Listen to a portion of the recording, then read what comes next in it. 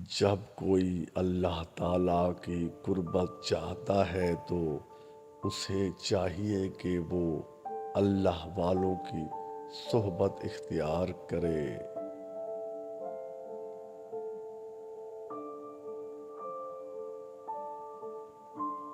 جس شخص نے اپنے راز کو اپنے تک محدود رکھا وہ بہت جلد کامیابی کی منزل تک پہنچے گا۔ پرسکون وہ ہے جس کو کم یا زیادہ کی فکر نہیں۔ جب خدا ہماری مدد کرنا چاہتا ہے تو ہمیں انکساری کی طرف مائل کر دیتا ہے۔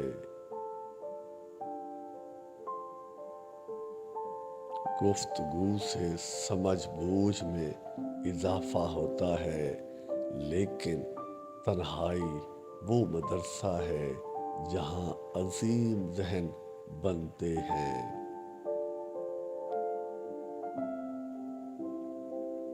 اگر آپ ایک خاموش مجسمہ بھی بن جائے تو تب بھی لوگ آپ کو نہیں چھوڑیں گے۔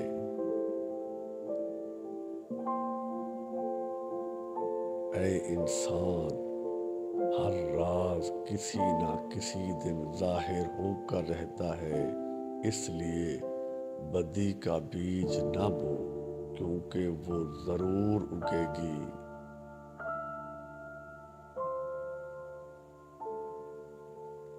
میری عمر کا حاصل ان 3 باتوں کے سوا کچھ نہیں، خام تھا، پختہ ہو اور جل گیا۔ آپ 40 عالموں کو ایک دلیل سے ہرا سکتے ہیں، لیکن ایک جاہل کو 40 دلیلوں سے بھی نہیں ہرا سکتے۔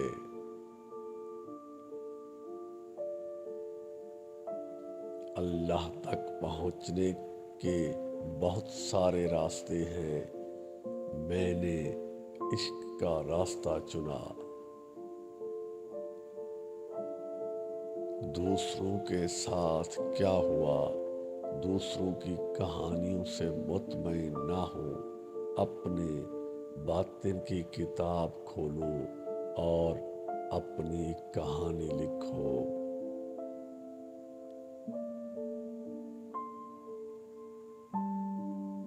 ہم اللہ کے ہاتھ میں قلم کی مانند ہیں، وہ جیسے چاہتا ہے ہمیں لکھتا ہے، ہم سب اسی کی سرگوشیوں پر چلتے ہیں۔ ٹوٹا ہوا دل خدا کی توجہ کھینچتا ہے، خوش نصیب ہے وہ روح جو خدا کے لیے روتی ہے۔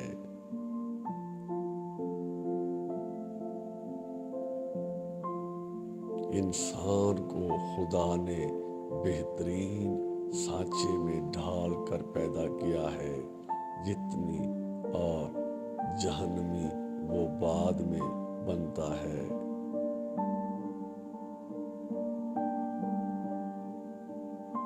اگر عورت صاحب کردار ہے تو اس سے مشورہ کر لو، وہ تمہیں اچھا مشورہ دے گی۔ کھانے میں احتیاط برت کیونکہ یہ زہریلی گھاس ہے۔ احتیاط کرنا نبی کریم صلی اللہ علیہ وسلم کی طاقت اور نور ہے۔